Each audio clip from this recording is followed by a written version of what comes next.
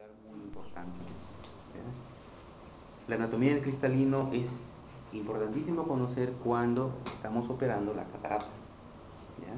Consta de cápsula anterior, corteza, epinúcleo, núcleo y cápsula posterior. ¿Ya? Las zónulas de zinc son un conjunto de fibras transparentes que van de la cara interna del cuerpo ciliar a la periferia ecuatorial del cristalino. Estas fibras o zonulares intervienen en el mecanismo de acomodación del ojo, sostienen al cristalino. ¿Ya? Se disponen en fibras anteriores, medias y posteriores, y estas últimas, las fibras posteriores, unen el cuerpo ciliar al vítreo. El cristalino es una estructura transparente, es incolora, biconvexa, flexible y avascular. Contribuye en la formación de la imagen con 20 dioptrías. Y la principal función en el cristalino es el mecanismo de acomodación. En el mecanismo de acomodación dice lo siguiente, que en la visión lejana el músculo ciliar se relaja y la zónula ejerce una tensión sobre el cristalino manteniéndolo extendido. En la visión cercana el músculo ciliar ya no se relaja, sino se contrae. La zónula se libera, el diámetro ecuatorial disminuye y el espesor de la cara anterior y posterior del cristalino aumenta. El mecanismo de acomodación para la visión cercana está alterado en pacientes presbitas, en pacientes mayores de 40 años. Entonces el paciente viene con dificultad para la lectura. ¿Ya? El cristalino está formado por 65% por agua, posee 34% de proteínas, 1% de residuos sólidos. Estos residuos sólidos son procedentes de los tumores circulares. Las proteínas que lo integran son solubles en los niños y jóvenes y se van transformando en insolubles en el adulto, lo que le resta elasticidad y transparencia. Cuando se opera una catarata en el niño o un joven, el núcleo del cristalino es blando. Generalmente en la cirugía es por aspiración. En cambio, en un adulto o un anciano, el núcleo es duro.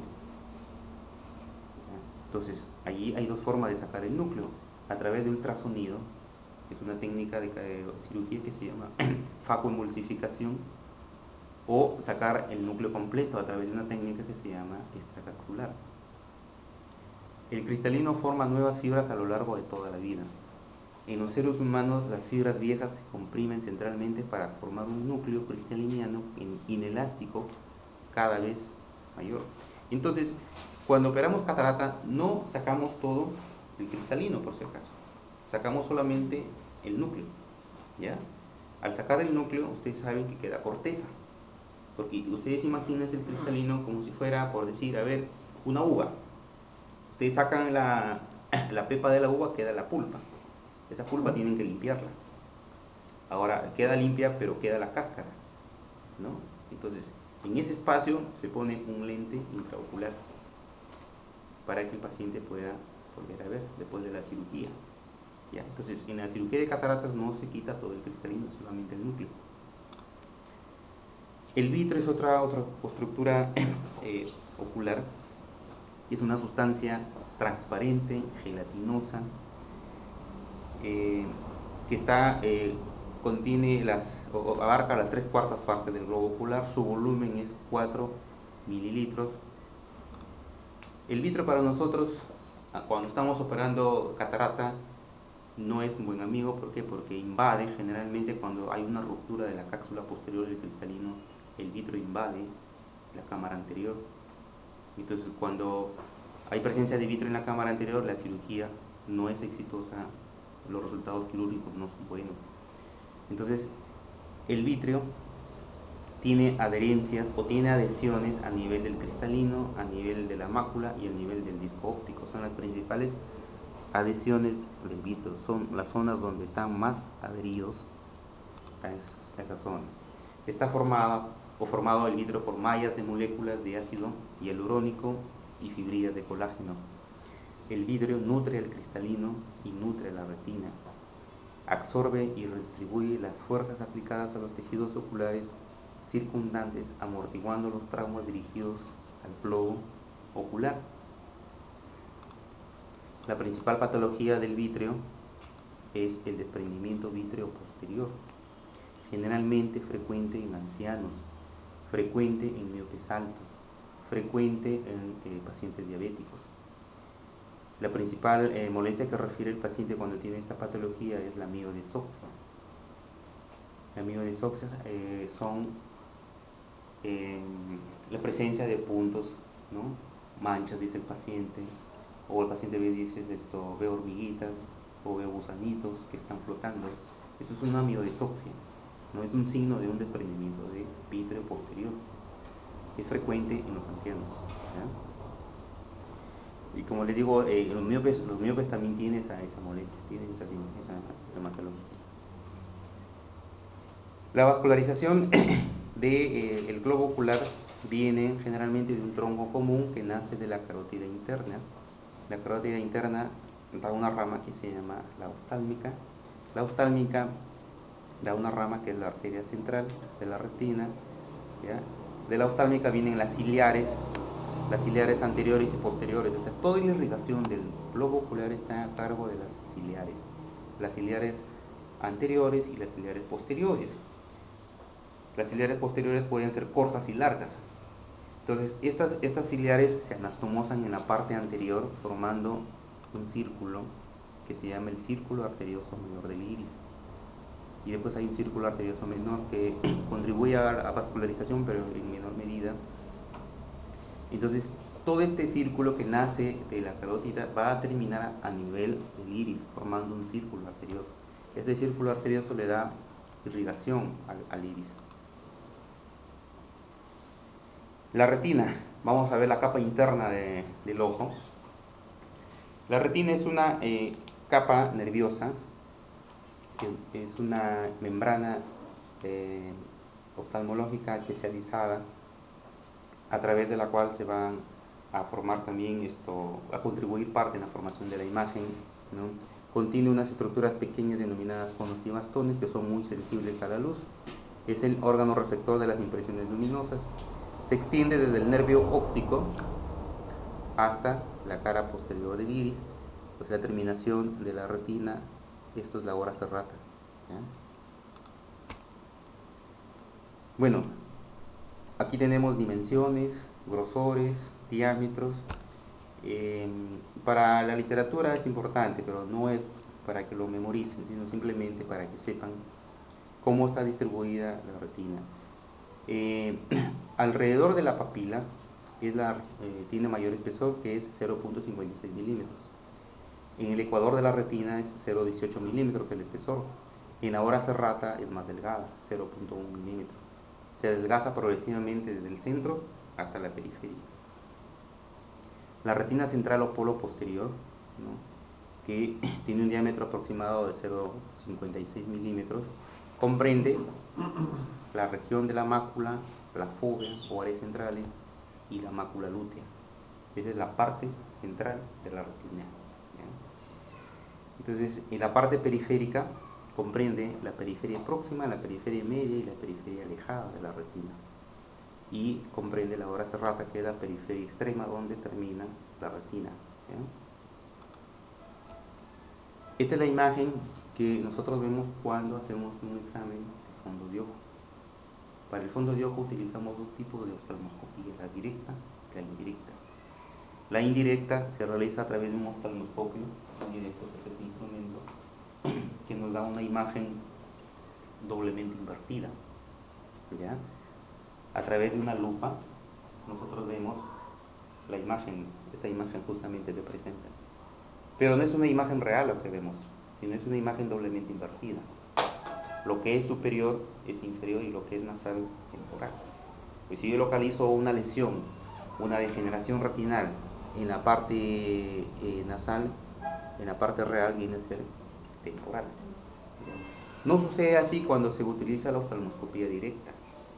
La oftalmoscopía directa, no he traído, es como un lapicerito, el oftalmoscopio directo, ustedes lo conocerán, que se tiene que acercar uno al ojo lo máximo posible a través de la pupila dilatada para observar las estructuras. El oftalmoscopio directo sí da una imagen real, una imagen que no es invertida, ¿ya? Pero lo que da más campo de imagen es el oftalmoscopio directo. Se ve toda la retina central y la retina periférica, ¿ya? Entonces en esta imagen vemos la mácula, vemos el reflejo a nivel de la mácula, ¿ya? Vemos los vasos, la distribución, vemos qué es esto, el nervio óptico, ¿ya? Vemos la papila, vemos la excavación del nervio óptico, ¿ya? Vemos la retina periférica, ¿ya? Pues todos esos detalles a través de la oftalmoscopía. Entonces, en la retina encontramos lo que es mácula, encontramos lo que es fovea y encontramos lo que es foviola, ¿ya? Entonces, la mácula es el área central de la retina. Aquí terminan los vasos retinianos mayores. Tiene un diámetro de 1.5 milímetros. Su aspecto de la mácula es más oscuro por la presencia de células pigmentarias. En la mácula generalmente no encontramos todas las capas de la retina. En la mácula hay ausencia de la capa de fibras nerviosas, la capa de células ganglionares y la capa plexiforme interna, ¿ya? La fovea es la parte central de la mácula, tiene un área de 0,35 de diámetro y un grosor de 0,13 milímetros de grosor. No contiene pigmentos xantófilos. En el centro encontramos solo conos orientados en paralelo y células de Müller. Esta es la distribución histológica de las diferentes capas de la retina. Empezamos con la capa pigmentaria, que es el epitelio pigmentado de la retina. Después viene la capa nuclear externa, ¿no? La capa plexiforme externa, la nuclear interna, la plexiforme interna, las células ganglionares. Después viene un estrato óptico, después viene la membrana limitante interna. Y en el estroma de la retina encontramos células de sostén, que son las células amacrinas y las células bipolares, ¿ya? Son células de sostén. Si queremos dividir la retina por niveles o planos, vamos a encontrar que aparte del epitelio pigmentario tenemos el neuroepitelio. El neuroepitelio contiene a su vez la retina sensorial y la retina cerebral. La retina sensorial está dada por la presencia de conos y bastones. Esta capa se articulan con la plexiforme externa, en la plexiforme externa con la retina cerebral. Los conos y los bastones tienen funciones distintas, ¿ya?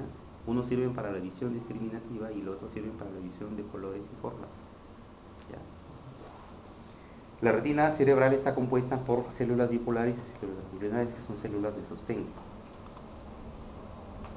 Entonces, en la organización anatomofisiológica de la retina existe una etapa de nutrición y fotorrecepción y una etapa de codificación y transmisión. En la etapa de nutrición y fotorrecepción intervienen la coreo capilar de la coroides, el epitelio pigmentado de la retina y la capa de conos y bastones. Y en la etapa de codificación y transmisión intervienen todas las capas de la retina neurosensorial. El sistema vascular, cuando nosotros hacemos el fondo de ojo, hay un sistema de la arteria vena central de la retina que puede verse con el oftalmoscopio. Este sistema nutre la neuroretina interna. Se autorregula sola según las necesidades tisulares locales. En cambio, hay otro sistema que nosotros no vemos con el oftalmoscopio, que es el sistema de las arterias ciliares y venas vorticosas, que están a nivel de la coroides. Este sistema nutre la neuroretina externa. Bueno, una vez estudiado lo que es el globo ocular, vamos a estudiar algo de los anexos, ¿ya? Un poquito más de tiempo, pues ya no hacerlo venir otro día. Entonces, los párpados son anexos del globo ocular, ¿ya? Lo más importante del párpado es el estudio de la anatomía del párpado, ¿ya? La musculatura de los párpados está compuesto principalmente por el músculo elevador del párpado superior y por el músculo orbicular de los párpados. En el espesor de los párpados encontramos glándulas de meibomium, glándulas de Zeiss, Entonces empezamos con la piel, que contiene las pestañas y las glándulas tarsales. Las glándulas tarsales son las que les digo, las glándulas de Meibomian, las glándulas de Sayce. También hay glándulas de Muller. Encontramos el músculo orbicular de los párpados. Este músculo tiene tres componentes: pretarsal, presectal y preorbitario. Este músculo es inervado por el séptimo par a través de las ramas palpebrales. Luego del orbicular de los párpados viene la aponeurosis del párpado superior. Esta aponeurosis en los pacientes ancianos está desintersada, provocando lo que se llama la ptosis, la caída del párpado. ¿Ya? El tarso es una lámina fibrosa que tiene o mide 30 milímetros de longitud, 1 milímetro de grosor y 11 milímetros de ancho. Luego viene la conjuntiva tarsal, que es la capa interna de los párpados. El músculo elevador del párpado se origina en el anillo de Zinc, generalmente a nivel donde nacen también los músculos extraoculares. ¿Ya? Se extienden dentro del espacio orbitario superior hasta el ligamento suspensorio de Wignall, donde se divide en dos porciones: aponeurosis del elevador del párpado y músculo de Müller. Este músculo se inserta en el borde superior del tarso superior. Este músculo de Müller también interviene cuando nosotros elevamos el párpado superior. El principal músculo es el elevador, pero hay un músculo chiquito que es el de Müller que también tiene esa función. Los elementos de sostén son el ligamento de Wignall, condensación del recto superior, elevador del párpado superior, y ligamento de Lübke, que es condensación del recto inferior y del tarso inferior. La irrigación de los párpados está a cargo de las ramas palpebrales internas de la arteria oftálmica y ramas palpebrales externas de la arteria lagrimal. Se forma una arcada marginal de 3 milímetros del borde libre del párpado y una arcada periférica a 10 milímetros en el párpado superior y a 4 milímetros en el párpado inferior. La principal secreción de los párpados que contienen las glándulas es la sebácea. Las principales glándulas sebáceas son las de Meibomian. Aproximadamente existen 30 glándulas de Meibomian en cada párpado. La hendidura palpebral tiene un ancho de 8 a 11 milímetros vertical y una longitud de 27 a 30 milímetros. Cuando utilizamos el párpado superior para elevar el párpado, llega máximo hasta 15 milímetros. Cuando además del párpado superior utilizamos el músculo frontal, la expansión es más, llega hasta 18 milímetros. La patología de la hendidura palpebral puede ser la ptosis y la proptosis, ¿no? Que ya les he explicado. La lágrima es una capa de lubricación del ojo que contiene enzimas, que contiene inmunoglobulinas y que es un mecanismo de defensa, ¿no?, frente a bacterias. Cuando la lágrima, la producción de la lágrima no es la adecuada, se produce lo que se llama ojo seco. El ojo seco provoca también infección conjuntival. Y asimismo, cuando la circulación de la lágrima no es la adecuada, se estanca y provoca también colonización microbiana y por lo tanto provoca infección. En la lágrima podemos distinguir tres capas: la capa lipídica, la capa acuosa y la capa mucinosa. El 90% de la lágrima es la capa acuosa. La capa acuosa está dada por la glándula lagrimal. La capa lipídica está dada por las glándulas de Meibomian. Y la capa mucinosa intervienen células mucinosas de la conjuntiva vulvar, de la conjuntiva que recubre el ojo. El grosor de la película lagrimal es de 7 a 10 micras. En su volumen en estado no estimulado, o sea, quiere decir que cuando no lloramos, el volumen en estado es de 6 a 8 microlitros. La producción basal es de 1.2 microlitros por minuto. Una vez elaborada la lágrima, debe tener una ruta de evacuación, una ruta de excreción. Empieza a nivel de los puntos lagrimales, que son dos, superior e inferior, con un diámetro de 0,3 a 0,5 milímetros. Vienen los canalículos lagrimales, ¿ya? Esa es la vía lagrimal, con una longitud de 8 milímetros y un diámetro de 0,3 milímetros. Viene un canalículo común o un canalículo de unión con un diámetro de 1 milímetro. Luego viene el saco lagrimal, que tiene un diámetro de 4 milímetros Después del saco lagrimal viene